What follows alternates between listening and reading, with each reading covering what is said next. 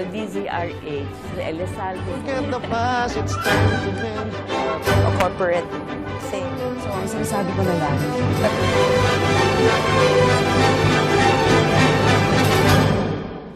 Isang mapayapang hapon Pilipinas, narito ang inyong balerina ng bayan, si Lisa Macuja, na bumabati sa lahat ng nakikinig sa DZRH at sa lahat ng nanonood ng RH-TV, lalong-lalo na sa ating mga kasamahang alagad ng sining at kultura sa buong bansa. Dito sa ating programa, masayang-masaya kami kapag nabibigyan kami ng pagkakataong magpakilala ng mga kabataang alagad ng sining sa iba't ibang disiplina. Para sa tulad naming 3 dekada na sa larangang ito, malaking konsuelo kapag nakikita namin na maraming mga bagong dugo na nagpapasigla ng ating local arts scene. Sa hapong ito, kikilalanin natin ang isang bagong theater group na ang tinatarget ay mga tinatawag na millennium babies na may sarili na ding estilo at panlasa, both as artists and as arts enthusiasts. Kaya sa hapong ito, samahan ninyo kami sa kalahating oras ng masayang kwentuhan kasama ang mga kinatawan ng Sandbox Collective. Ang Sandbox Collective ay itinatag ngayong taon ng mga kabataang alagad ng teatro na sina Toph de Venecia at Ana Santamaria. Isa itong Manila-based performing arts theater collective na may layuning magsikap na makakuha at magtanghal ng mga bago at di pangkaraniwang mga dula mula sa loob at labas ng ating bansa. Ang kanilang taunang programa ay nahahati sa 3 tema. Ang Reimagine, kung saan bibigyan nila ng kakaibang estilo ang mga palabas na galing Broadway at West End. Ang Blueprint, kung saan naman ipinapakilala nila ang mga orihinal na dula ng mga bagong artistic voices. At ang Imaginarium, na isang international multi-arts festival kung saan ipinakikilala ang mga bagong groundbreaking and cutting-edge theatrical work. Alamin natin kung ano-ano pa ang mga adhikain at aktibidad ng Sandbox Collective kasama ang mga kinatawan na sina Isa Tuason, Sab Josel, PJ Rebolida at Gino Ramirez. Kasama po natin ang mga kinatawan ng Sandbox Collective na sina Sab Jose, Isa Tuason at PJ Rebudilia. Welcome to Art2art, guys! Thank you. Hi. Thank you so much for having us. Very happy. Okay, left to right ba tayo? Who will answer the first question? Bahala na kayo. Okay, magbatuhan. Yes. Paano ba nagsimula ang Sandbox Collective? And ano ba talaga ang Sandbox Collective? Okay. Well, basically, Sandbox Collective started, first, Sandbox Collective is a sister company of Nineworks Theatrical. Okay. So basically, it's more or less the same people running it. With Nineworks, kasi we concentrate more on the commercial mainstream shows like Broadway shows and whatever. And then Toph de Venecia, who is the artistic and managing director of the Sandbox Collective and also the PR director of Nineworks. Okay. They came about like an idea of why don't we put up like another arm to reach out to a different market. So that was basically how it came about. So if let's say if Nineworks concentrates more on the mainstream shows, with Sandbox it's more of the kumbaga sa movies, it's the indie. It's more the indie. Okay. more avant-garde. Yung hindi masyadong popular. Yes, Okay. and it leaves a lot of room kasi to reimagine things in terms of staging and everything. And if Nineworks concentrates on musical theater shows, with Sandbox, it's not just limited to that. So we just finished the first project, which was Danny Girl. It was a musical, and then now naman we're going to be having the Imaginarium, which is a multi-arts festival. So it is not just like concentrated on musical theater. Okay. So you mentioned sister company nga. Yes. So sino ang mga nagtatag ng Sandbox Collective? Well, basically, it's run by Toph de Venecia, who is the artistic managing director of the Sandbox Collective, and he is also part of Nineworks. Okay. And his partner here is Ana Santamaria, who is also part of Nineworks. works. Pero hindi ba nagkakaroon ng parang competition between yung dalawang company? Hindi naman. Kasi parang it's different markets eh. Yeah. And like we mentioned, yung millennial babies. Kasi Oo, yung target yeah. dito, yung younger group. Okay. So, I don't know, 18 to 30s. Yun, But yun it's ang not target exclusive to the market. younger. It's not exclusive to Yeah. the younger, but they're It's- more yes. targeted to those. Okay, sinabi nga sa intro natin kanina, ang target ninyo, millennium Yes, babies. babies. Na may parang sarili ng panglasa, Yes. may sarili ng parang likes and dislikes when it comes to theater. So when you say you want to offer new, groundbreaking, and cutting-edge theater production, ano ba talaga ibig sabihin nito? No, kasi I think with millennial babies, I'm speaking for my generation. No? Okay. We're more exposed. I think we have more opportunities to travel, to see other shows. So what Toph really wanted to do when he started Sandbox was to bring that kind of experience, yung ganong cultural experience abroad, and bring it here to educate our generation. Na it's not just the mainstream Broadway shows that you can see. You can be exposed to different fields of the arts. That's why for our festival here, we have like 11 genres. We have improv, we have dance, we have Music, music, we have theater, visual visual arts. arts, Food. food. Yes. Because even food now, there's an art to it. So Okay. that's why we have curators like PJ, who are tasked to focus help on us out those. on I think what Sandbox wants to define in terms of a new taste in art is the difference between what is readily accessible. The hard part about the Philippine art scene is that the independent scene does not have so many venues to branch out to their market. And what Imaginarium is doing is it's trying to bring people that have a hard time reaching out to the Metro Manila public. Bring them together in one theater. Yeah, it's like we're giving them the space, we're giving them the stage to be able to showcase new material. So that's really what we try to do here in Sandbox, is to celebrate the uncelebrated, Okay. to expose the people, the really, really talented artists that don't get exposure. So paano ninyo pinipili ang lineup ninyo? Well, I think PJ can answer that. That's why we have curators, because Okay. they're the experts in those fields. So they choose Yes. based on. Based on what's in. Well, how do we choose? First, we set a theme. So the Imaginarium now has the theme of Theater of the Absurd, which is, put in simple terms, making what has sense, senseless, but still putting sense in it. So this is a very... Medyo na-confuse na ako. Pero, That's in simple terms, because it's a genre. It's a time frame in the art of theater. And so what we tried to do was we looked for artists who wanted to try new avenues of creating their work, okay. also branching out into existentialism, surrealism, and the avant-garde.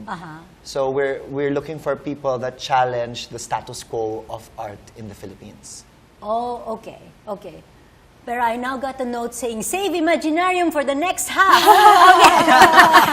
Let's talk about Sandbox more. Can we go back to Sandbox? Of course, and it says in your brochure na you're in 3 parts. May reimagine, may blueprint, and may Imaginarium. So can you tell us about these themes?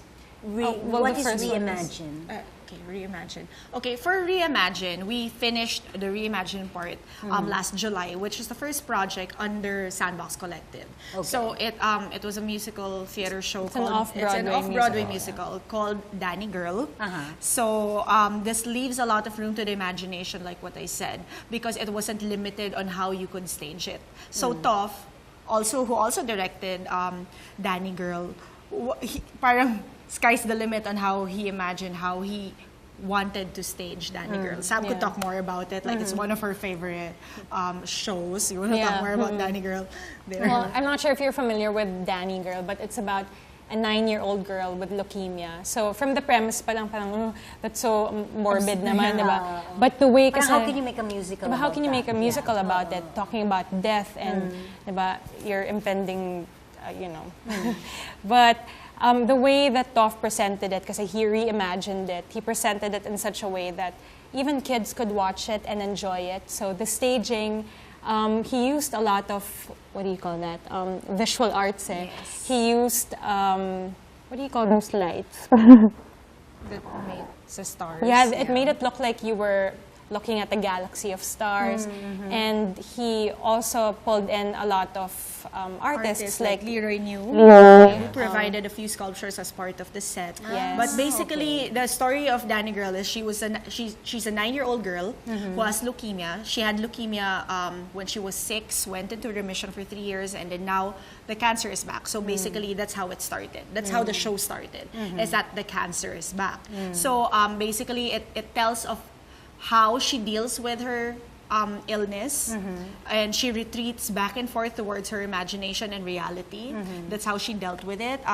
She has a cancer ward roommate, so to speak, yeah. Who is also of the same age, and then they go through this journey to find out what is cancer or why is cancer. Yeah. Like, why do you have cancer? Something like that. So basically, if the premise sounds depressing, but if you watch it, you learn a lot about it. It talks a lot more about instead of focusing on dying, like how do you make the most out of living. It talks about a lot of it talks about acceptance and so there. So it's not something that has been staged here in the mainstream production. So that is what the Sandbox is focusing on. Okay, so you're really into material that is being staged in the Philippines for the first time. Yes. Something like that, yes.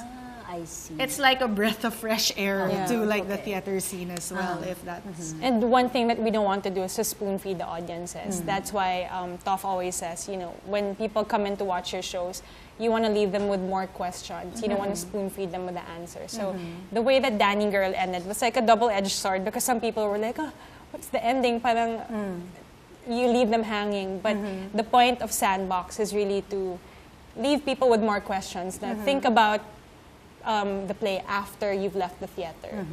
So that's one of the things that we try to do. Yeah, so he kind of targets to challenge the audience Yeah. more.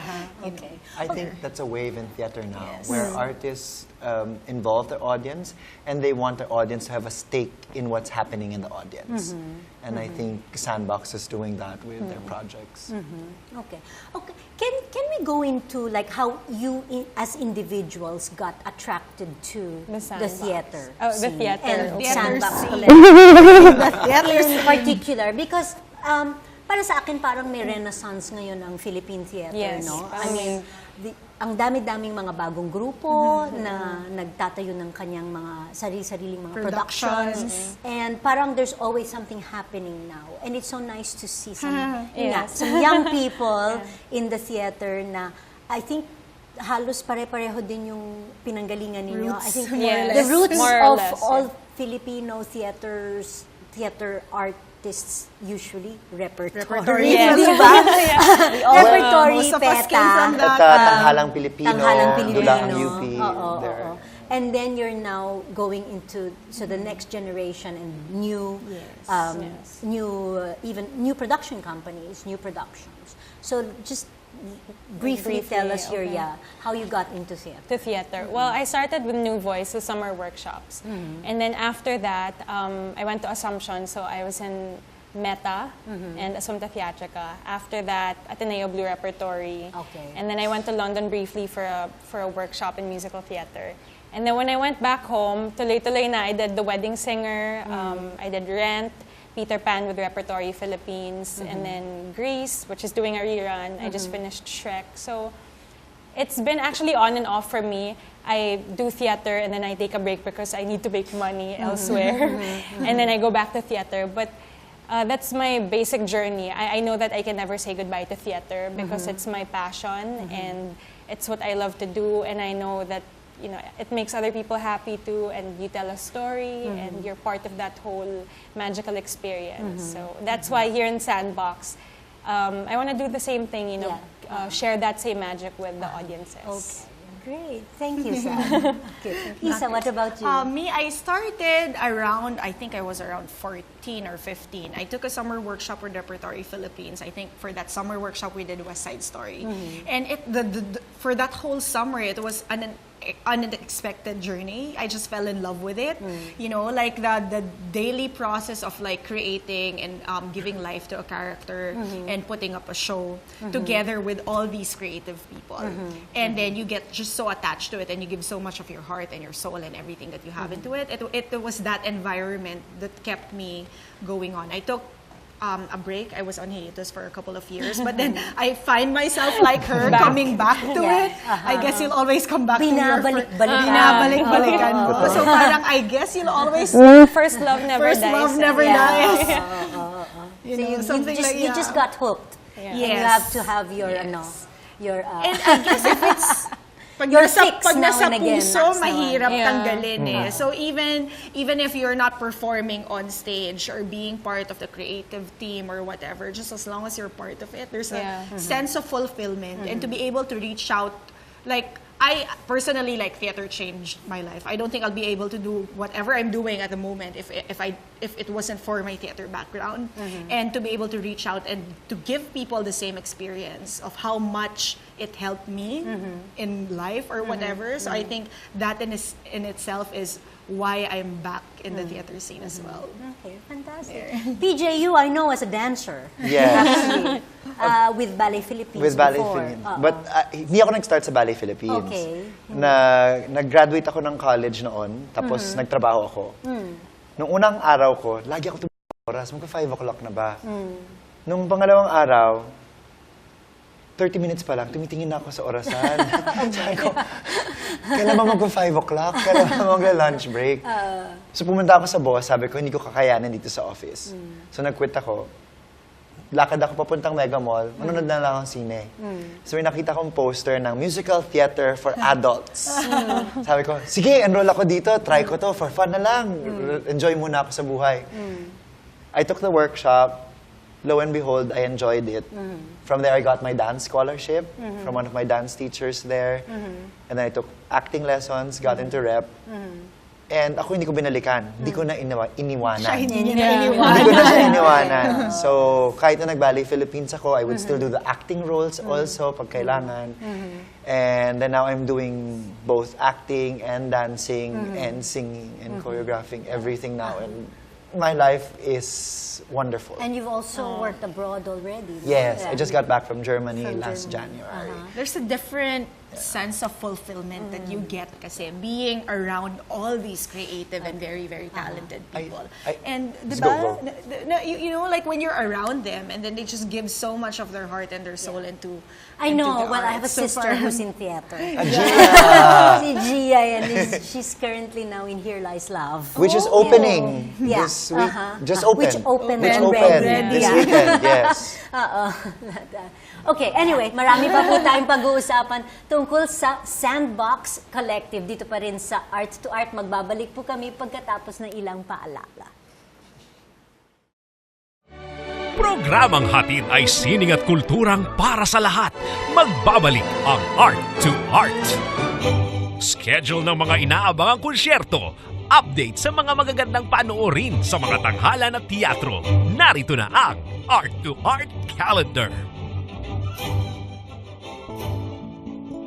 Narito ang ating arts calendar. Sa sayaw, itatanghal ng Daloy Dance Company ang kanilang kauna-unahang full-length show na pinamagatang Dysmorphilia sa October 31 alas 7 ng gabi sa PETA Finma Theater No. 5 Amar Drive, New Manila, Quezon City bilang bahagi ng Imaginarium Arts Festival. Ang bibili ng ticket sa Dysmorphilia ay bibigyan ng 2 free dance classes ng grupo. Para sa ticket at iba pang special promo, tumawag sa Daloy at 0905-302-2437. Sa sining biswal, sa kauna-unahang pagkakataon, magbubukas ang Ayala Museum mula alas 8 ng gabi hanggang hating gabi ngayong October 31 para sa Halloween event na ito na binansagang Midnight Museum. Inaanyayahan ng mga bisita na magsuot ng costume para magkaroon ng pagkakataong manalo ng mga premyo. Kasalukuyang makikita ang dalawang contemporary art exhibitions sa museum: Mexico, Fantasy Identity, 20th Century Masterpieces from FEMSA Collection at ang Journey Through Space, The Visual Odyssey of Fernando Zobel. Ang Ayala Museum ay matatagpuan sa Makati Avenue corner de la Rosa Street, Ayala Center. Para sa karagdagang detalye, tumawag sa 759-8288 local 29 o mag-email sa education@ayalamuseum.org. Sa musika, inihahandog ng Cultural Center of the Philippines at ng Ave Maria Children's Choir Foundation Incorporated ang Halina't Umawit Philippine Children's Choir Festival sa October 26 alas 7 ng gabi sa tanghalang ni Canor Abelardo. Kabilang sa mga magtatanghal ang mga glee club ng Miriam College High School at St. Scholastica's College High School, St. Paul Parañaques Himig Bulilit at Tipples de Santo Domingo. Para sa ticket, tumawag sa CCP Box Office 832-3704 o sa Ticket World at 891-9999. Usapang sining at kultura para sa lahat. Kasama ang balerina ng bayan, si Lisa Macuja. Art2art. Kasama pa rin natin ang mga miyembro ng theater group na Sandbox Collective, sina Sab Jose, PJ Rebudilla, at ngayon naman ay kasama natin si Gino Ramirez. Hi. Okay, welcome to the program, Gino. Hello. Thank you. Okay, Thank you. tell us right away about this International Multi-Arts Festival na gaganapin sa darating na Tuesday, October 28. Yes. It's called The Imaginarium. Yes, the Imaginarium. This is something that's very, very exciting that the theater community and yung mga audiences who have been going to the theater all these past few years can look forward to, because this is something really fresh. It's a multi-arts festival, a theater of the absurd. So a lot of the works, if not almost all actually, mga bago po talaga na mga piyesa, na mga proyekto, and a lot of the people who are actually involved here, yung iba sa kanila mga first time pa lang nasasabak sa theater din. So everything is gonna be fresh. Yes. And, Exactly. Okay.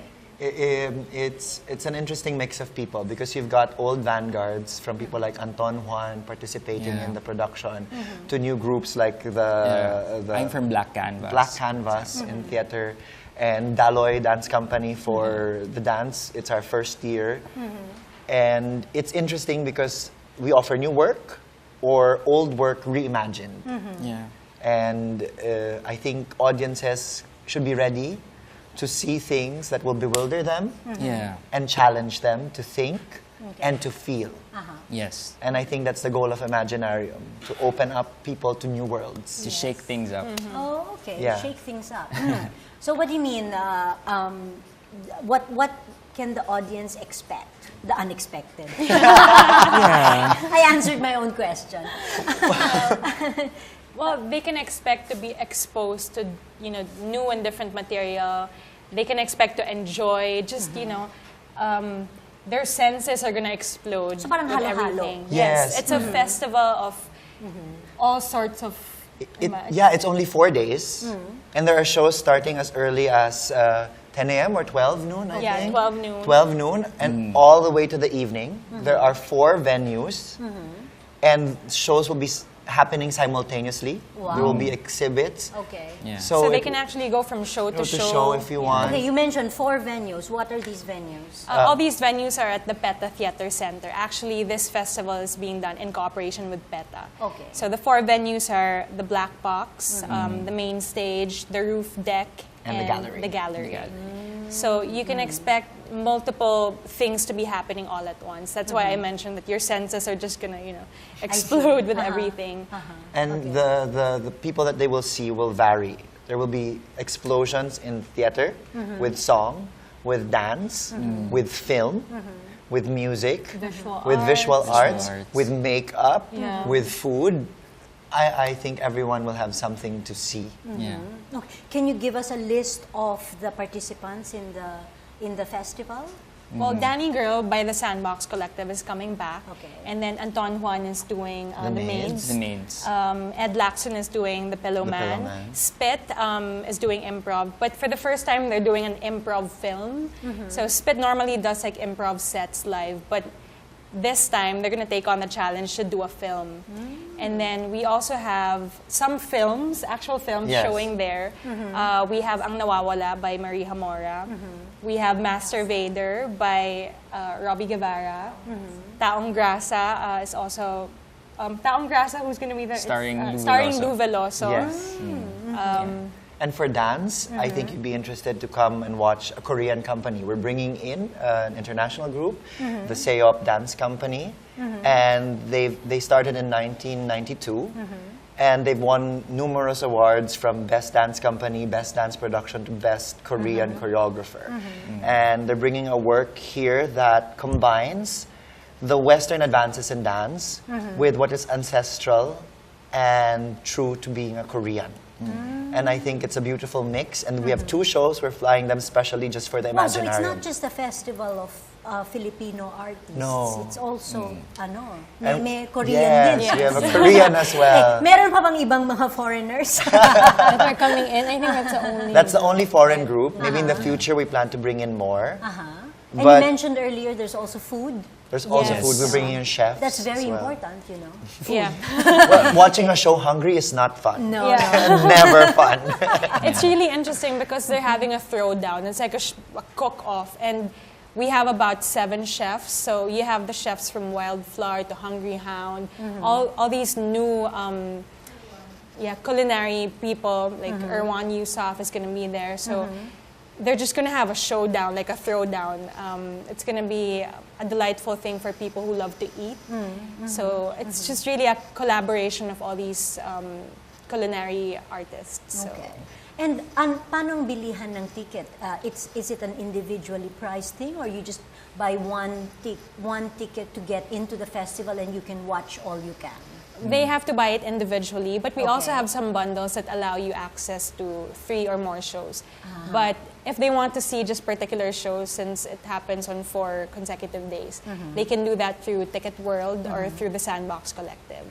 Okay. And to get the schedule and all the information needed to plan your visit to the Yes. festival, can they check you out online? Yes, Of course, of course. definitely.